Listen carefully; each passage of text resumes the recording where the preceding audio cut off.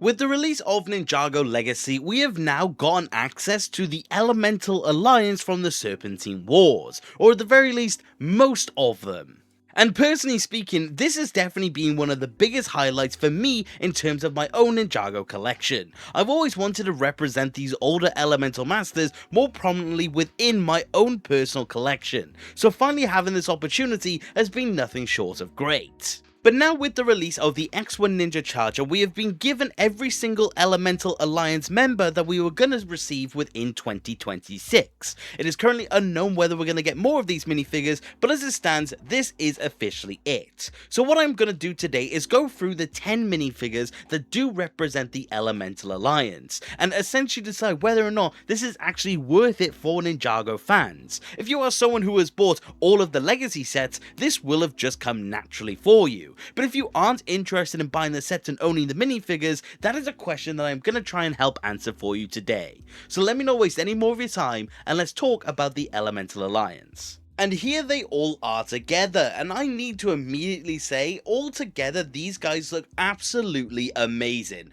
All of them stand out for their own unique reasons, all of them feel like they have their own place there, and it truly does feel like something special. Also, if you are wondering why the first Spinjitzu Master isn't here, because I do feel like I need to clarify it, of course, he wasn't in the Elemental Alliance. But of course, we have got all of these minifigures to go through, so let's go through them. To start off with Rei, I honestly have come around a lot to this minifigure as the months have gone by. I was initially a little skeptical on him, but I'm definitely a fan of him now. The printing and the detail is absolutely amazing. Having this younger variant of him finally in minifigure form is absolutely fantastic. Of course, the only major aspect that is missing are the fire printed arms, but I really don't think that is too much of a problem and doesn't take away from the figure for me. He comes with a dual-sided head, which is also just another fantastic aspect. I remember when this minifigure was first revealed, and I thought the proportions of the head was honestly off. But again, I'm thoroughly surprised by how much I do like it. This for me has definitely overtaken the original Hands of Time minifigure in my opinion. It just has this standout feel, and I definitely do like how it looks when you have it posed up, especially with other minifigures. Accessory-wise then, of course, he does have his own little elemental power of fire to go along with him, and it definitely does make the figure feel finished off. So I have to say, on an overall, the Master of Fire definitely had a fantastic entrance for the Elemental Alliance. This feels like a fantastic depiction of this different outfit that he had, and honestly, this is definitely one of my favorite figures of the year. It definitely just has a special place for me, and I just can't wait to continue to display it, especially now. Next up is going to be the Master of Water, being Maya. Again, she came out alongside Rei, and she definitely did have a decent minifigure, but it didn't feel all that different from her original. It's taken the same design elements and details because the design never really changed all that much between the Serpentine War and when we see them in Season 7. She definitely does look really good though, and this definitely does just feel like a very nice tidy cleanup of that original minifigure. Unfortunately, there are just one or two downsides though for this minifigure. For one, because of the hair, she doesn't have much in the way of posability because she can't move her head. And she also only has a one-sided face print. She doesn't have a second option, which definitely does feel like a shame because it does feel quite like the standard when it does come to Ninjago minifigures now. And most of the minifigures in the Elemental Alliance actually does have a second head print. So it definitely does make it feel like it's a bit of a letdown. But don't get me wrong, she does still look amazing, and pairing her up with some water elemental effects definitely does make things feel finished off, and she definitely does still earn her place amongst these minifigures. Whilst, like I said, it doesn't feel like as big of an upgrade in comparison to Rei, this definitely still is a fantastic minifigure to have. I'm definitely happy that we do have this update, and again, she does just look amazing, especially alongside Rei. So on an overall, this is another amazing addition for the Elemental Alliance, and I'm very happy with it. The third minifigure up to talk about is going to be Libba. She was actually the first of these minifigures that I did get, and she still is definitely one of my favorites. I love the color palette, and they honestly captured the design of her perfectly in comparison to the show. I really like the black and the blue contrast, and the lightning effects going through it is absolutely amazing. Of course, going along then with the blonde hair, it weirdly just works. I love the colors here. She actually does suffer the same issue as Maya does, however. being the fact that she doesn't have a second sided head, which is a massive shame, and the hair does get a little bit in the way of posability. There is the very slightest bit of maneuverability to her, but I'm talking not even a millimeter here. It definitely does feel like there could have been more, and it definitely would have looked a lot better if there was more posability, but I honestly prefer the overall look over that, especially when on display. Adding then in the lightning piece, it really does just finish it off. She's one of the few elemental masters that does get the clear piece to be able to shoot the lightning forward, which is definitely very nice. So I do think on an overall, this is again just another really good minifigure. Just another solid addition, and definitely did set the stage for me when it did come to these elemental masters. It really did feel like Libba was the perfect opening, because beside the dual-sided head, it really didn't feel like there was an issue. The fourth minifigure we're going to talk about is Benton, the Master of Earth. This one honestly has again been a massive highlight for me. On an initial glance, you may not think this is overly special of a minifigure, but the design and details are simple but fantastic, and the colour palette, while subtle, is honestly amazing. There are 3 different types of grey/silver on the body, and the gold helmet really does complete it. I love this look and honestly can't get enough of it. He's got the second head print as well this time, and honestly the stoic look that he also does have I think is honestly the perfect top-in. Very reminiscent of the fact that he does portray the Elemental Alliance in the show, and it definitely does feel like it works for that reason. Honestly, it does just feel like the icing on the cake, and really does give the intimidating factor to the minifigure, something that the Master of Earth should have, because Cole also does have this vibe, but we all know Cole is an amazing character, so it's completely fine. In similar vein, he gets the translucent piece that also allows for the earth elemental effect. I do think the earth effect could have been a little more pronounced. This definitely does feel small for what the element is, but honestly you could just make your own custom improvements and it definitely would go a long way. But regardless of that, this is again just another amazing addition. I love everything about the Benton minifigure, and it's definitely going to be one of my favorites as well, like Ray going forth. I again just don't really take an issue with any of it. The fifth minifigure we have here is going to be Hibernus. The Master of Ice's addition to this collection is again another very simple one, but another amazing one at the same time. The printing and the detail, like I said, is very basic. It's just a very simple looking outfit, but I don't mind that at all, and it feels almost fitting. I just like this design, and it definitely does feel complete, especially with that head print and also the hair. His second expression is also just fantastic. There's so much personality and life in this head print, and I truly can't get enough of it. It does continue to feel like that more simple factor, but I really don't think that is an issue whatsoever, because he really does feel like the perfect complement to the rest of these elemental masters. He just feels like he fits in, and I think that is the biggest point above all else. I don't want a design that makes him look out of the ordinary. He's there and it's absolutely amazing. You get the classic ice crystal type piece as well for his elemental effect, along again with the clear plastic forward piece, and I really do think that is just another really nice way to demonstrate the element. I do wish we had something again maybe a little more pronounced, but I honestly really don't mind it, and it does look amazing with Hibernus next to it. So I do think again this is just another overall amazing addition to the Elemental Alliance, and definitely another very valued one at that. The sixth minifigure of the Elemental Alliance is actually Dusk. This is the most recent addition and the last one of 2026. This is honestly another really nice looking minifigure. More basic elements, yes, but the torso is really nice. The design and the details are fantastic, and the color transition from grey to purple is another amazing feature. Honestly, I think this is a fantastic finale when it does come to this Elemental Alliance. Her hair is a little more restrictive, but you get enough posability out of it to where it's not actually a problem. And the second expression is honestly another amazing addition. Again, for such a simple head print, it definitely does feel like there's a lot of personality here. Honestly, even though we don't get enough of Dusk within the show itself, I definitely do feel like this minifigure is a great way to really show you what kind of personality this character could possibly have. The only downside though is the accessories, because she comes with 2 swords, which is a massive departure from everyone else, because every other minifigure in the Elemental Alliance has some sort of representation of her elemental power, whereas Dusk doesn't. She's the Master of Shadow, so it's definitely a difficult one to replicate, but something would have been a lot better than just 2 blades. Honestly, it makes her stand out in the wrong ways, and that definitely does feel like a shame, but it doesn't take away from the fact that it's just another amazing minifigure.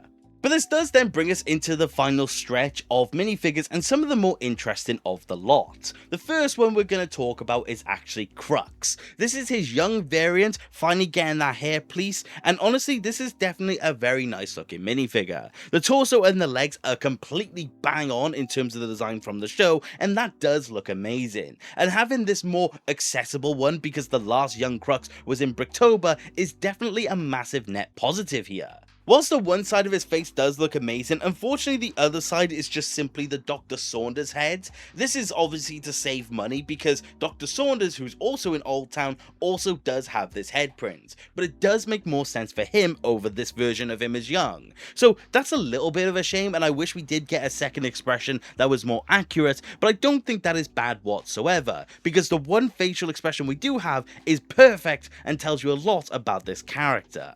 In terms of his accessories then, he just gets the 1x1 rounded studs, one to represent the power of reverse and one to represent the power of stop. Honestly, very simple, very to the point. Personally speaking, as someone who does already own every other Time Twin variant, I honestly would have preferred if this one had the multicolored hands to really represent elemental power, but I understand why they didn't, and this is a fine compromise. So on an overall, this is a fantastic way to get young Crux, and definitely does feel like a very nice addition to this set. But like the hands on a clock, there are always 2, which brings us to Achronix. Achronix is honestly fairly accurate to his original minifigure from 2017. The same hair, the same design, and honestly it is absolutely fantastic. I didn't mention this for Crux, but the lack of a cape is a bit of a shame, but these younger variants didn't have capes, so that's completely fine. I do like just how this minifigure looks though, and it definitely does feel like the balance to Crux himself.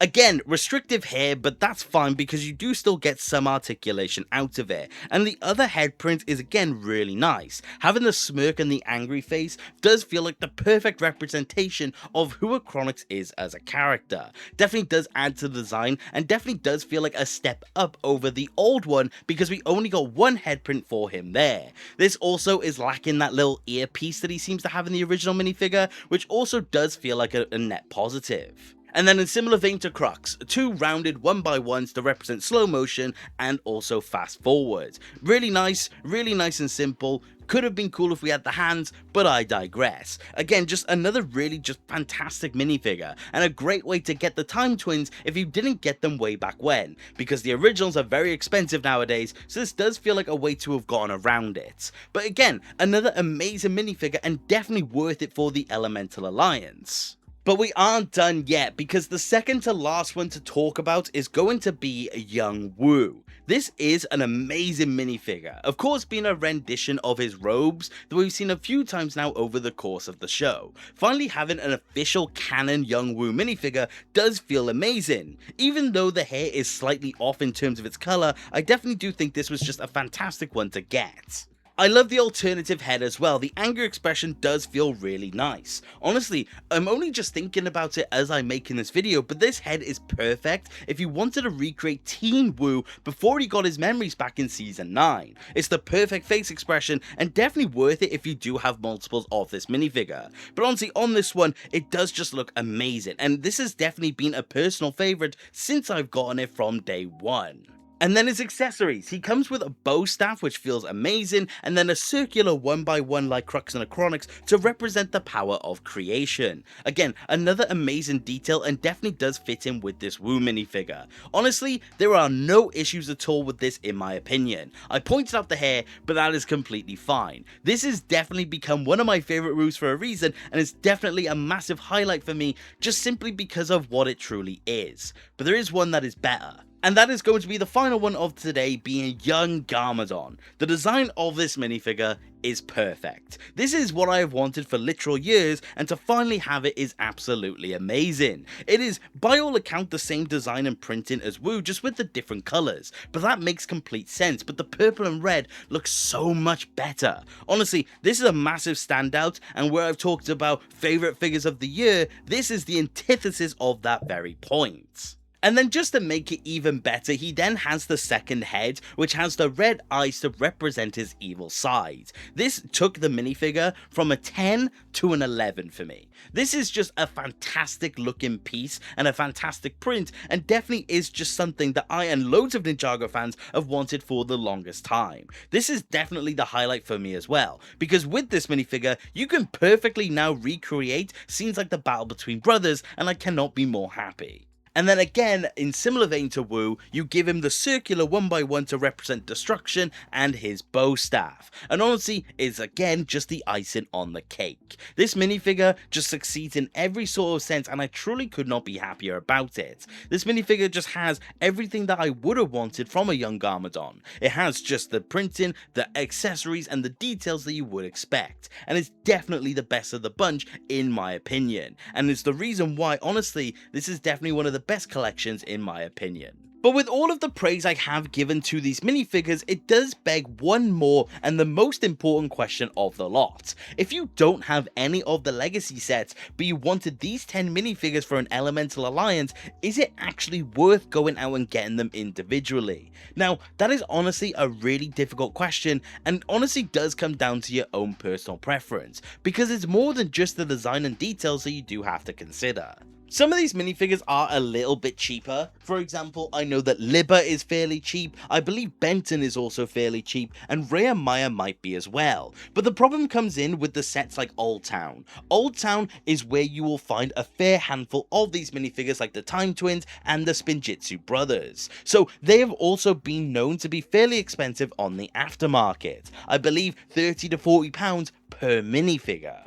You also have to consider the fact that also Dusk is a very much new minifigure as of the time of making the video, which means she's also probably going to be more expensive, and she's in a very expensive set at that. So she will definitely be desirable, and we do not know how her minifigure is going to look in terms of pricing going forth. So honestly, it's a very big and expensive risk when it does come to all of these minifigures, and that is why it is kind of difficult to recommend them, because you're probably going to be looking at a few £100s or dollars. Which is a massive shame, because these are definitely minifigures that I do recommend, and if you have the ability to get them, I would fully recommend you do so. But if you are looking for Ninjago minifigures on a budget, unfortunately I just don't think these are for you. These are definitely going to be desirable in the future, and these are going to be only going up in terms of price. So if you're watching this a year down the line, these may be even more expensive than that. So honestly, I don't know if these are going to be good for the average Ninjago fan, but if you can, you should.